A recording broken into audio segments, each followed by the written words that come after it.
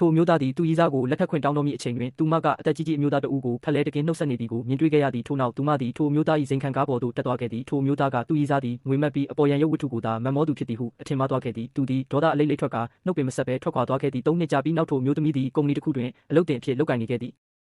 တနေ့တွင်ကုမ္ပဏီကသူမအားဖောက်တဲ့တဦးနှင့်တွားရောက်တွေ့ဆုံရန်စေလွှတ်ခဲ့သည်ထိုဖောက်တဲ့သည်သူမသုံးနှစ်ပတ်လုံးလိုက်ရှာနေခဲ့ရသည့်ရီစာဟောင်းဖြစ်နေလိမ့်မည်ဟုသူမလုံးဝမျှော်လင့်မထားခဲ့ပေယခုအချိန်တွင်မူထိုမျိုးသားသည်အများပိုင်ကုမ္ပဏီတစ်ခု၏ CEO ဖြစ်နေခဲ့ပြီဖြစ်ပြီးယခင်ကလိုလူငယ်တစ်ယောက်မဟုတ်တော့သလိုစိတ်ဓာတ်မလုံခြုံမှုမျိုးလည်းမရှိတော့ပေသူမကသူ့ကို3နှစ်ပတ်လုံးရှာဖွေခဲ့ရကြောင်းနှင့်ထိုစဉ်ကဘာကြောင့်လမ်းခွဲခဲ့ရသနည်းဟုမေးမြန်းခဲ့သည်ထိုမျိုးသားသည်သူမ၏မေကုန်းကိုမဖြေသည့်အပြင်ယခုထက်ထိအလုတ်တင်အစ်စ်မှာပဲရှိနေသေးသည်ဟုဆိုကာသူမကိုနှိမ်ချအဆက်ခွဲခဲ့သည်သူသည်လွန်ခဲ့သော3နှစ်ကကိစ္စအပေါ်ယခုထက်ထိရန်ညှိုးဖွဲ့ထားဆဲဖြစ်နေသည်သူမကိုသင်ခန်းစာပေးရန်အတွက်စီးပွားရေးပူးပေါင်းဆောင်ရွက်မှုဟုသောအကြောင်းပြချက်ဖြင့်သူ့ကိုဧည့်ခံပြုစုရန်သူမတဦးတည်းကိုသာသတ်မှတ်တောင်းဆိုခဲ့သည်သူသည်သူမကိုဆိုဖာပေါ်သို့တွန်းချကာရိုင်းဆိုင်သောစကားလုံးများဖြင့်စော်ကားခဲ့သည်ထိုမျိုးသမီးကဒေါသတကြီးဖြင့်သူ့ပါကိုရိုက်ချလိုက်သည်3နှစ်တိုင်စောင့်ဆိုင်ခဲ့ရသည့်ပြန်လည်ဆုံစည်းမှုသည်ယခုကဲ့သို့ဆိုးရွားလိမ့်မည်ဟုသူမဘယ်တော့မှစိတ်ကူးမရင်ခဲ့ဘူးပေ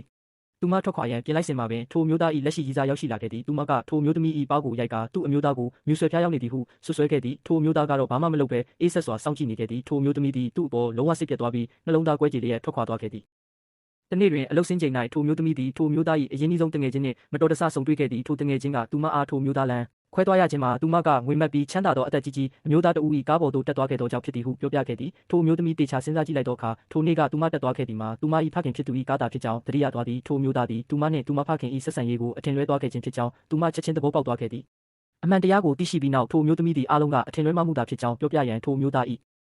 ကုမ္ပဏီတို့အပြေးလွှာသွားရောက်ခဲ့တော်လဲထိုမျိုးသားကသူမလိန်ညာနေသည်ဟုသာထင်မှတ်ခဲ့သည်သူမစိတ်ဆင်းရဲစေရန်အတွက်သူသည်သူ၏လက်ရှိရည်စားကိုသာချစ်မြတ်နိုးပြီးနောက်အနာဂတ်တွင်လည်းသူမကလွယ်၍မိသူကိုမှလက်ထပ်မည်မဟုတ်ကြောင်းတမင်ပြောဆိုခဲ့သည်ထိုမျိုးသမီးသည်3နှစ်တာကာလအတွင်းသူလုံးဝပြောင်းလဲသွားခဲ့ပြီဖြစ်ကြောင်းနောက်ဆုံးတွင်သိမြင်သွားခဲ့ပြီးစိတ်ပြတ်အားရောစွာဖြင့်ထွက်ခွာခဲ့ရသည်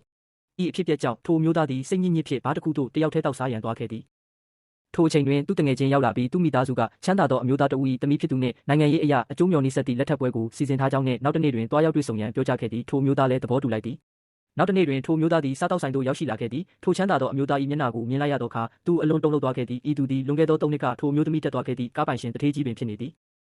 ထိုမျိုးသားသည်ဒေါသအဟုန်ဖြင့်ထိုတထေးကြီးအားအကျင့်စာရိတ္တမကောင်းသူဟုချက်ချင်းပင်လှောင်ပြောင်ဆဲဆိုခဲ့သည်တထေးကြီးကစကားကိုဆင်ခြင်ရန်တတိပေးခဲ့တော်လဲသူကနားမထောင်ခဲ့ပေထိုအချိန်မှာပင်ထိုမျိုးသမီးလမ်းလျှောက်ဝင်လာခဲ့သည်တထေးကြီးကဒါကငါသမီးပဲဟုမိတ်ဆက်ပေးခဲ့သည်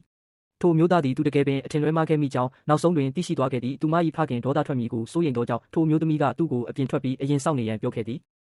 သူထွက်သွားပြီးနောက်ထိုမျိုးသမီးသည်စိတ်ဆက်ပွဲကိုချက်ချင်းဖြတ်သိမ်းလိုက်သည်ထိုမျိုးသားကသူမ၏လက်ကိုချက်ချင်းဆွဲကင်ကမထွက်ခွာသွားရန်တားဆီးခဲ့တော်လဲထိုမျိုးသမီးကတော့သူ့အပေါ်လုံးဝစိတ်ကုန်သွားခဲ့ပြီဖြစ်သည်သူမသည်မိမိလက်ကိုအတင်းယုံဖယ်ကလှည့်ထွက်သွားခဲ့တော်သည်